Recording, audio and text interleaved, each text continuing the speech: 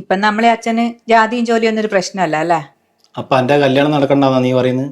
ഇന്റെ കല്യാണം നടക്കണമെന്ന് ഏറ്റവും കൂടുതൽ ആഗ്രഹിച്ച ഒരാൾ ഞാനല്ലേ. ഞാൻ എന്റെ വിഷമം പറഞ്ഞേ ഉള്ളൂ.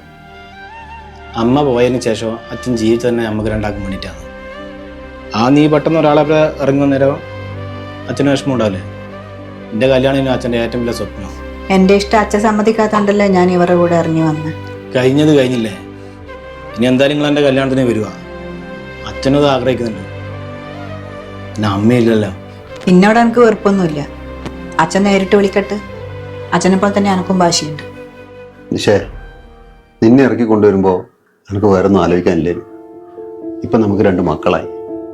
ഒരച്ഛൻ്റെ മനസ്സെന്താന്ന് എനിക്ക് നന്നായിട്ട് അറിയാം. അളിയ, നിന്റെ കല്യാണം നമുക്ക് അടിച്ചു പൊളിക്കാടാ. നമ്മൾ 2 ദിവസം മുന്നേ പോകും അല്ലേ? ഉറപ്പ്.